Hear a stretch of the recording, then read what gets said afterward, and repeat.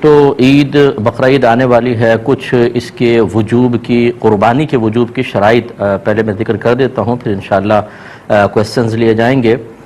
دیکھیں، قربانی کے جب 3 دن آتے ہیں تو ویسے تو فقہاء نے فرمایا کہ ان 3 دنوں میں ہر عاقل بالغ مرد عورت اپنے اندر قربانی کی شرائط کو تلاش کرے، لیکن بہتر یہ ہے کہ فرض کر لیں اگر آپ پہ قربانی واجب ہوتی تو آپ کب جانور خریدتے ہیں۔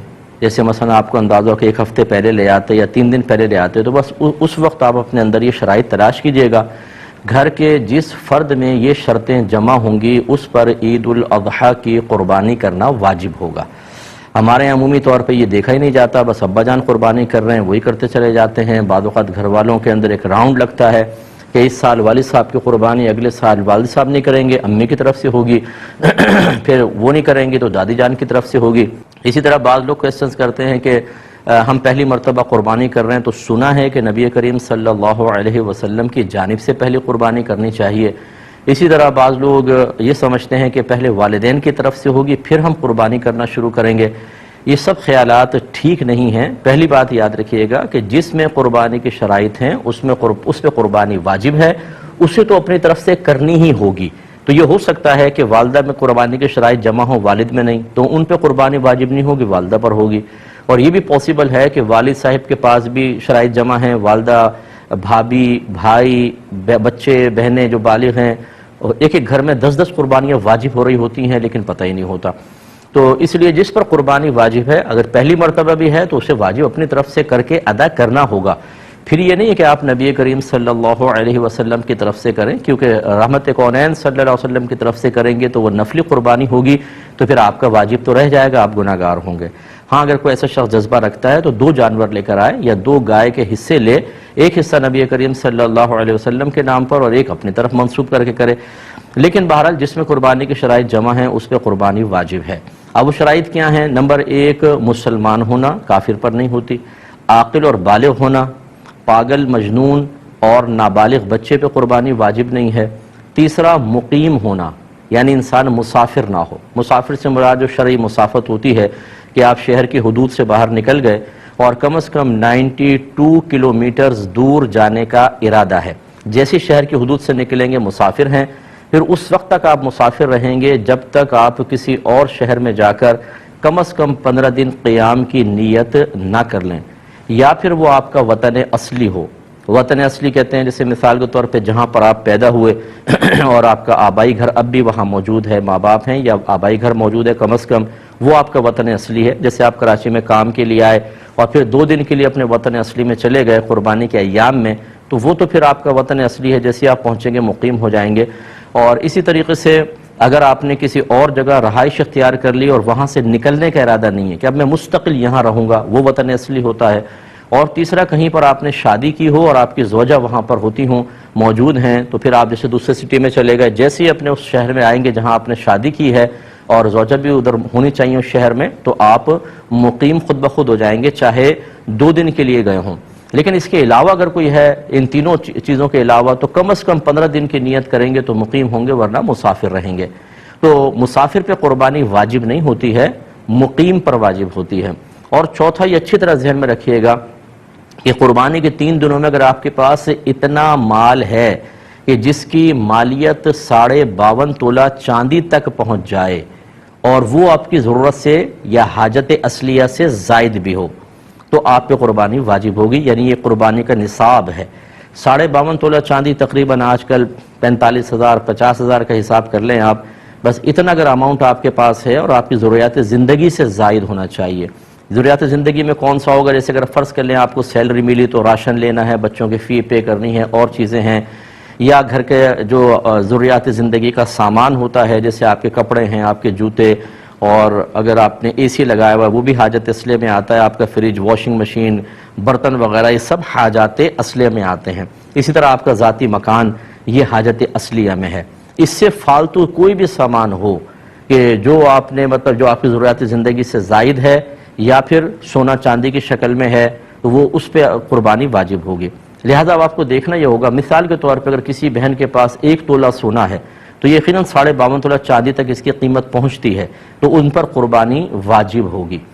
یہ زکوٰۃ کے نصاب کو نہ دیکھیے گا، اس میں یہی لکھا ہے کہ اگر کسی کے پاس بھی کسی بھی قسم کا مال ایسا ہو جو حاجت اصلی سے زائد ہو اور اس کی مالیت 52.5 تولہ چاندی تک پہنچ جائے تو اس شخص پہ قربانی واجب ہے۔ لہٰذا یہاں تک فقہا نے لکھا ہے، مثال کے طور پہ اگر آپ نے کوئی مکان کرائے پہ چڑھایا ہوا ہے تو وہ تو آپ کی ضرورت سے زائد ہے نا، تو اس مکان کی بھی مالیت کا حساب ہوگا، قربانی واجب۔ اسی طریقے سے اگر آپ کا ذاتی مکان آپ رہ رہے ہیں، اس میں 6 کمرے ہیں، 4 یوز ہوتے ہیں، 2 کمرے بالکل بند پڑے ہوئے ہیں، ان 2 کمروں کی قیمت کا بھی حساب کیا جاتا ہے۔ اسی طرح آپ کے وہ کپڑے جو آپ پہنتے نہیں ہیں، چھوڑ دیے، جیسے بہنوں کے شادی کے ہوتے ہیں، ایک سوٹ صرف شادی کے ٹائم ہی پہنا جاتا ہے، پھر ایسے فالتو پڑا ہوا ہے، اس کی قیمت کا بھی اعتبار ہوگا، یعنی جو بھی حاجت اصلی سے زائد۔ اسی طریقے سے اگر آپ نے BC بھری ہوئی ہے اور ابھی آپ کی نکلی نہیں تو سمجھ لیں وہ آپ کا قرضہ آپ نے دیا ہوا ہے، اس کی مالیت کا بھی حساب ہوگا۔ اسی طرح کسی کو قرض دیا ہوا ہے آپ نے، اس کی مالیت کا بھی حساب ہے۔ تو خلاصہ کلام یہ ہے کہ قربانی کے دن جب قریب آ جائیں تو آپ یوں کریں، جتنا آپ کا سونا ہے اس کی قیمت نکلوا لیں، چاندی کی قیمت نکلوائیں، جتنا کیش روپیہ پڑا ہے وہ بھی، پرائز بانڈ ہوں، شیئرز ہوں، سیونگ سرٹیفکیٹس آپ نے لے کے رکھے ہیں، ان سب کی قیمت اس میں ایڈ کر لیں۔ اس کے علاوہ آپ نے اگر BC دی ہے اور ابھی نکلی نہیں، وہ آپ کا قرض ہے سمجھ لیں، اسے بھی ایڈ کریں۔ کسی کو ویسی قرض دیا ہوا ہے وہ بھی اس میں ایڈ کر لیں اور اس کا ٹوٹل نکال لیں۔ ٹوٹل نکالنے کے بعد پھر آپ یہ ضرور دیکھیے گا کہ کیا اس میں سے کچھ ایسا پیسہ ہے جو مجھے فوری طور پہ گھر میں خرچ کرنا ہو، یا پورے مہینے میں جیسے بجٹ کا ہوتا ہے آپ یوٹیلیٹی بلز کے لیے اور راشن وغیرہ کے لیے رکھتے ہیں، اسے اس میں سے مائنس کر دیں۔ اس کے علاوہ ہر وہ قرضہ جو اس منتھ میں آپ کو فوری طور پہ ادا کرنا ہے، جیسے کوئی انسٹالمنٹ دینی ہے آپ نے، یا کسی کا قرضہ لیا ہوا اور وہ کبھی بھی مطالبہ کر سکتا ہے، ایسا کوئی قرضہ جس کی کوئی میعاد وغیرہ مقرر نہ ہو، اس سب کو بھی اس میں سے مائنس کر دیں۔ اب جو باقی بچے دیکھیں، اگر وہ 52.5 تولہ چاندی کے برابر پہنچ جاتا ہے تو بس پھر ٹھیک ہے، آپ پہ قربانی واجب ہے، ورنہ نہیں ہے۔ اسی طریقے سے آپ نے ان تمام چیزوں کو ایڈ کیا، قرض باہر نکالا، آپ نے کوئی مکان کرائے پہ دیا ہوا ہے، دکان کرائے پر دی ہوئی ہے، یا آپ دکان چلاتے ہیں، وہ دکان آپ کی حاجت اصلی سے زائد کہلائے گی، اس کی قیمت ایڈ کریں گے تو قربانی بن جائے گی۔ اس طریقے سے ہر گھر کا فرد قربانی کا حساب کرے۔ اچھا، جب اس قسم کے مسائل لوگ سنتے ہیں، چونکہ اس میں خرچہ ہوتا ہے، تو کہتے ہیں یہ تو ہم نے آج تک نہیں سنا تھا، پتہ نہیں کہاں سے مسائل نکال کر لے آئے۔ تو ہماری صحت پہ کوئی فرق نہیں پڑے گا، ہمارا کام ہے آپ کو سمجھانا۔ اگر آپ ایک ایسے ماحول میں رہے کہ جہاں آپ کو کسی نے یہ مسئلے نہیں بتائے تو وہ بتانا نہ بتانا وہ چھوڑ دیجئے، ہمارا کام تھا ان مسائل کو سیکھنا۔ اگر ہم ایسے ماحول میں تھے کہ جہاں کوئی بتانے والا نہیں تھا، یا ہم نے علماء سے کوئی کانٹیکٹ ہی نہیں رکھا، یا ہم کوئی دینی پروگرام ہی نہیں دیکھتے ہیں، ہمارا موبائل ریموٹ کنٹرول ہاتھ میں ہوتا ہے، ہر قسم کا سپورٹس کا چینل، فلم کا چینل، دیگر چینل چلتے ہیں، لیکن جب دینی چینل آتے ہیں تو ہم ان پروگرامز کو نہیں دیکھتے، تو اس میں کسی کا قصور نہیں۔ یہ وہ مسائل ہیں جن کا سیکھنا ہر عاقل بالغ مسلمان مرد و عورت پر لازم قرار دیا گیا ہے۔ اگر آپ نہیں سیکھیں گے اور لا علمی کی وجہ سے کوئی ایسی کوتاہی ہوئی ہے تو آپ قابل گرفت ہیں، بروز قیامت اللہ کی بارگاہ میں حساب دینا ہوگا۔ تو مجھے تو ایسے لوگ ملے ہیں کہ جب اس قسم کے اپنے مسائل بیان کیے تو سر پکڑ کے بیٹھ گئے کہ مفتی صاحب ہم پہ تو اس کا مطلب ہے 20 سال سے قربانی بن رہی تھی، ہمیں تو پتہ ہی نہیں تھا۔ تو بھئی نہیں پتہ تھا تو کریں۔ تو لہٰذا اگر کسی کی پچھلی قربانیاں رہتی تھیں تو یا جسے پتہ تھا کہ قربانی ہم نے کرنی ہے نہیں کر سکے، یا لا علمی کہ ہمیں مسئلہ ہی پتہ نہیں تھا، ایسے افراد اب قربانی کی جگہ قربانی نہیں کر سکتے، وہ نکل گئی، اب ایک قربانی کی قیمت صدقہ کر دیں، یا تو بکری کی قیمت کر دیں بکرے کی، اور یا پھر ایک کم از کم ایک گائے کا حصہ جو معتدل قسم کا ہو، یوں نہیں کہ 4-5 ہزار آپ نے خرچ کر دیے، 4-5 ہزار میں 7 چوک 28 ہزار کی گائے کیسی آئے گی؟ 7 حصے ہو سکتے ہیں تو کیسی گائے آئے گی؟ اچھی تھوڑی سی درمیانے درجے کی گائے کا حساب کریں، اور اس کو آپ یعنی جتنے رہتی ہیں 10 قربانیاں ہیں تو اگر آپ 7 حصے ایک گائے کے اور 3 حصے اور گائے کے اندر ملا لیں تو 10 حصے ہو گئے، اتنے آپ کو رقم صدقہ کرنی ہوگی۔ فوری طور پہ کر سکتے ہیں، بیسٹ ہے، ورنہ اگر اتنے پیسے نہیں ہیں تو بہرحال اس دفعہ کی قربانی واجب ہے وہ پہلے کریں، اور پیچھے والی قربانی کے تھوڑے سال بہ سال خرچ کرتے رہیں تاکہ وہ آپ کا حساب کتاب پورا ہو اور آپ آخرت کی گرفت سے محفوظ رہ سکیں۔ اللہ تعالیٰ سمجھ کی توفیق عطا فرمائے۔ قربانی کے گوشت کی شرعی تقسیم کے بارے میں بتا دیں۔ دیکھیں مسئلہ یہ ہے کہ اچھا انہوں نے ساتھ میں حوالہ بھی دیا کہ آپ نے یہ بھی کہا تھا کہ سارا گوشت رکھ سکتے ہیں۔ مسئلہ یہ ہے کہ فقہا نے واضح طور پہ لکھا کہ جو قربانی کرے اگر وہ تنگ دست ہے، غریب ہے، اور اس کو گوشت ویسے عام دنوں میں میسر نہیں آتا، تو وہ اگر بالکل بھی تقسیم نہ کرے، سارا کا سارا رکھ لے تو اس کے لیے یہ بہتر ہے، یہ افضل ہے، بلکہ تاکہ چلے گھر والے عرصے دراز تک کھاتے رہیں اگر کوئی انتظام ریفریزر وغیرہ کا ہے۔ اور دوسری صورت یہ ہے کہ ایسی صورت کچھ بھی نہیں ہے، اس میں اگر آپ سارا رکھنا چاہیں تب بھی رکھ سکتے ہیں، کوئی شریعت نے آپ کو مجبور نہیں کیا کہ آپ ضرور بانٹیں، فرض یا واجب نہیں ہے، لیکن افضل بھی یہ صورت نہیں ہے۔ اگر اللہ نے آپ کو دیا ہے اور آپ مطلب بانٹ کر بھی جتنا اپنا آپ کا حصہ اس کو کھا سکتے ہیں اور بعد میں بھی خرید سکتے ہیں تو پھر تو اللہ کے راستے میں دیں، ٹھیک ہے نا، لیکن پھر بھی فرض کر لیں، حکم شرع کے اعتبار سے عرض کر رہا ہوں، اگر کوئی سارا گوشت رکھ لیتا ہے تو وہ گناہ گار نہیں کہلائے گا۔ تیسری صورت یہ ہے کہ افضل طریقہ کیا ہے، وہی جیسے اس کے 3 حصے کریں، ایک حصہ اپنے پاس رکھیں، ایک دوست احباب کو دیں، ایک غرباء کے اندر تقسیم کر دیں، یہ ہے افضل طریقہ تاکہ دوسروں تک بھی گوشت پہنچ جائے۔ شروع اسلام میں جب قربانی ہوتی تھی تو رحمت کونین صلی اللہ علیہ وسلم نے فرمایا کہ کوئی بھی قربانی کے گوشت کو اپنے گھر میں نہ رکھے، 3 دن سے زیادہ نہ رکھے، سب تقسیم کریں، کیونکہ اس وقت گوشت نہیں تھا۔ پھر بعد میں سرکار نے اس حکم کو واپس لے لیا، جب تھوڑی فراوانی ہوئی، زیادہ لوگ قربانی کرنے لگے تو رحمت کونین صلی اللہ علیہ وسلم نے اس حکم کو منسوخ فرمایا، تو اب اسی پر عمل ہے، تو لہذا بہتر یہ ہے کہ آپ 3 حصے کیجئے، اور وہ 3 حصے بھی بڑی خوش دلی کے ساتھ کریں۔ ہم بعض اوقات اپنے حصے میں ڈالتے ہیں بہترین قسم کی بوٹیاں، گول گول بوٹیاں، وہ سب رکھ لیتے ہیں، یہ بھی رکھ لو، اس کی یہ بناؤں گی، وہ فلاں کی وہ مطلب بریانی بنانی ہے، اور فلاں گوشت کے وہ نہاری بنانی ہے، اور اس کے فلاں چیز بنانی ہے، اپنے اچھا گوشت رکھ لیا۔ دوست احباب کو پھر ان کے دینے کے اعتبار سے کسی نے ران بھیجیے تو ران، کسی کا اچھا گوشت آیا تو اچھا گوشت، جس نے کچھ نہیں بھیجا اس کو چھوڑ دو، تو یہ لین دین کا معاملہ۔ اور غریبوں کو سب سے زیادہ پسلیوں کا گوشت اور ایسا وہ غریبوں کو دے دو، یہ چیز نہیں۔ آپ جو دے رہے ہیں نا، سمجھ لیں وہ اللہ تبارک و تعالیٰ کے دست قدرت میں جائے گا۔ سب سے پہلے جب آدمی صدقہ کرتا ہے تو اللہ کے دست قدرت میں جاتا ہے اور پھر کسی غریب تک پہنچتا ہے۔ اب جو اللہ کو آپ تحفہ دے رہے ہیں، فرض کر لیں کہ وہ اس کے ذریعے غریب تک پہنچا رہے ہیں، وہ تحفہ ایک انتہائی ناقص ہو، یہ مطلب خود سوچ لیجیے، اگر کوئی آپ کے گھر میں اس طرح کا گوشت بھیج دے کہ اٹھائیں تو یہ پسلیاں ساری لٹکی ہوئی نظر آئیں، تو آپ بھی اس کو برا فیل کریں گے کہ یار یہ کیا کیسے گوشت بھیجا، پسلیاں بھیج دیا ہمیں، اور آپ غصے کا اظہار کریں گے۔ تو اللہ کے لیے ہم پسند کریں مناسب نہیں۔ ہاں یہ ہو سکتا ہے تھوڑا بہت گوشت اچھا رکھ لیں، باقی سب کو مکس کریں، پھر اس کے 3 حصے کریں، اور تاکہ برابر گوشت پہنچے اور خوش دلی کے ساتھ اللہ کی راہ میں دیں۔ ٹھیک ہے، کہتے ہیں قربانی کے 3 دن ہوتے ہیں، 10 ذوالحجہ، 11 اور 12، یہ 3 دن ایام نحر بھی کہلاتے ہیں، قربانی کے 3 دن ہیں، ان تینوں دنوں میں آپ قربانی کر سکتے ہیں۔ اب مسئلہ یہ ہوتا ہے کہ قربانی بعض اوقات کسی پر واجب ہو جاتی ہے، چنانچہ اگر نہیں کرے گا تو گناہ گار ہوگا، اور کسی کے لیے فقط سنت ہوتی ہے یا نفل قربانی بھی جس کو کہا جاتا ہے، نہ کرے تو کوئی گناہ نہیں۔ اس لیے ہر مسلمان بھائی بہن کو چاہیے کہ وہ اپنی ذات میں قربانی کی شرائط تلاش کرے، اگر اسے محسوس ہوتا ہے کہ مجھ میں شرائط مجتمع ہیں تو اسے قربانی کرنا واجب ہوگا۔ تو یہ جو ہم نے بتایا کہ 3 دن قربانی کے ہوتے ہیں، یہ اس لیے بتایا کہ یہ شرائط قربانی کے 3 دنوں میں تلاش کرنی ہے۔ اس کو یوں سمجھ لیجئے کہ قربانی کے 3 دنوں سے پہلے کسی میں شرائط موجود نہیں تھی، جو بھی ہم بتائیں گے آپ کو، لیکن جب قربانی کے 3 دن آئے تو کسی لحاظ سے اس میں شرائط جمع ہو گئیں تو قربانی واجب ہو جائے گی۔ اور اگر کوئی قربانی سے پہلے بہت مالدار تھا، تمام شرائط جمع تھیں، لیکن جیسے قربانی کے ایام شروع ہوئے اس سے پہلے وہ بیچارہ کرائسس میں آ گیا ہے اور شرائط کوئی 1 یا 2 مفقود ہو گئیں، اس سے ہٹ گئیں، دور ہو گئیں، وہ ان سے خالی ہو گیا تو اس پہ قربانی واجب نہیں رہے گی۔ تو وجوب قربانی کی کچھ شرائط ہیں جو ذہن میں رکھیں کہ پہلی یہ کہ مسلمان ہوں، دوسرا عاقل ہوں، بالغ ہوں۔ عاقل کی بعض اوقات قید نہیں لگائی گئی، لیکن عاقل و بالغ ہی چونکہ شرع احکام کے مکلف ہوتے ہیں، اس لیے عاقل و بالغ کی قید کو ملحوظ رکھا جائے۔ پہلا مسلمان ہونا، دوسرا عاقل و بالغ ہونا، تیسرا ہے مقیم ہونا یعنی غیر مسافر ہوں، چوتھا ہے مالک نصاب ہونا، اور 5ویں بڑی شرط ہے کہ ان تمام شرائط کا قربانی کے 3 دنوں میں پایا جانا، تو وہ اس شخص پہ قربانی واجب ہوگی۔ اب اس میں تفصیل دیکھیں۔ نمبر 1 مسلمان ہونا۔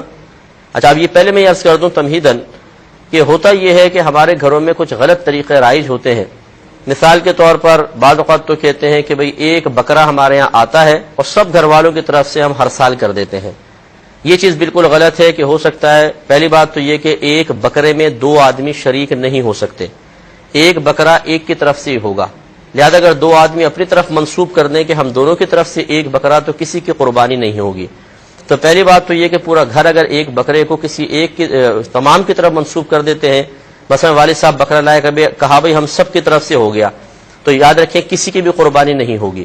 لہذا اگر کسی گھر کے فرد پر واجب ہو رہی تھی تو ترک واجب لازم آئے گا، گناہ گار ہوں گے۔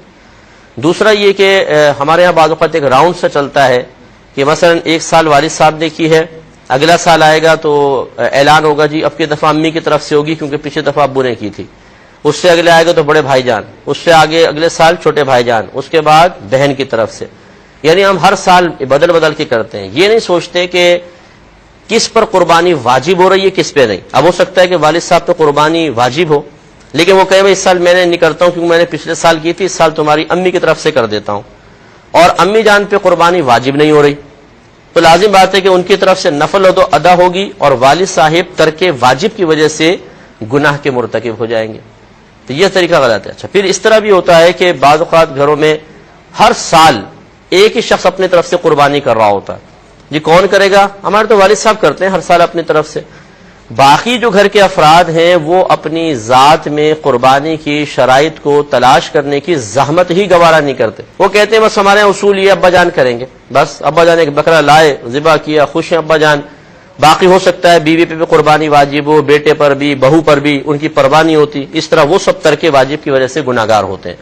تو خلاصہ کلام یہ ہے کہ قربانی کے 3 دنوں سے پہلے ویسے تو یہ میں نے آپ کو بتایا کہ شرائط قربانی کے دنوں میں خاص طور پہ دیکھنی ہوں گی، لیکن اس سے 1-2-4 دن پہلے جیسے اب آپ ہمارا پروگرام سن رہے ہیں تو ہم گزارش کریں گے کہ گھر کا ہر فرد ایک کاغذ ایک قلم لے کر بیٹھ جائے اور اپنا خود حساب کتاب کرے کہ مجھ پر قربانی بنتی ہے کہ نہیں بنتی. تو آپ یہ دیکھیں گے کہ نہ صرف اس سال کا مسئلہ آپ کے سامنے آ جائے گا بلکہ آپ یہ بھی غور کریں گے کہ شاید پچھلے 4 سال سے 5 سال سے 6 سال سے مسلسل آپ پہ قربانی واجب ہو رہی تھی لیکن آپ لا علمی میں کر نہیں رہے تھے. تو اس لیے یہ شرائط تلاش کرنا بہت ضروری ہے. میں ان کے بعد کہ بہن نے فرمایا کہ میرے شوہر نے فون پر مجھے 3 مرتبہ طلاق دی 5 سال پہلے. اب مجھے پتہ چلا کہ 5 سال ہم ساتھ رہے، کسی نے کہا فون پہ طلاق ہی نہیں ہوتی، اب کیا حکم شرع ہوگا؟ دیکھیں کس نے کہا فون پر طلاق نہیں ہوتی؟ فون پر تجارت ہو رہی ہے، فون کے اوپر آپ ایک دوسرے کو پیغام دے رہے ہیں، فون کے اوپر حکم دیتے ہیں ماں باپ، تو کیا اس کو پورا کرنا بچے پہ واجب نہیں ہوتا؟ ہر چیز فون کے ذریعے ہو رہی ہے. اسی طرح میسیجز، میلز ہیں، میسیج ہیں. بعض کہتے ہیں جی فون کے میسیج سے طلاق نہیں ہوتی. کیوں نہیں ہوتی صاحب طلاق؟ کس وجہ سے نہیں ہوتی؟ جب یہ چیزیں ہمارے زمانے میں رائج ہیں، ان کو اپنے جذبات، اپنی فیلنگز، اپنے معاملات کے اظہار کے لیے بہت سی چیزوں کے لیے یوز کیا جا رہا ہے اور اس کو باقاعدہ ویلڈ تصور کیا جاتا ہے. اگر آپ کوئی میل، آج کل میل کے اوپر دیکھیں کتنے سارے آپ آرڈرز دیتے ہیں، آرڈر ریسیو کرتے ہیں، انٹرنیٹ کے اوپر ہو رہا ہے. اتنی چیزوں کی بنیاد خالی طلاق نہیں ہوگی تو بالکل. اور یہ تو پھر کال کر کے آپ کو باقاعدہ کہا تو 3 طلاقیں ہو گئیں. جس نے یہ کہا کہ یہ طلاق نہیں ہوئی تو وہ بہت ہی بڑے گناہ کبیرہ کا مرتکب ہوا، کیونکہ آپ پھر 5 سال ساتھ رہے اور 3 طلاق کے بعد حلالہ کے بغیر ساتھ نہیں رہ سکتے. تو اس کا مطلب ہے 5 سال تک جتنا آپ لوگ قریب رہے سب گناہ. بالکل ایسے جیسے 2 اجنبی مرد و عورت ایک گھر میں رہنا شروع کر دیں. جسمانی تعلق زنا خالص ہوگا.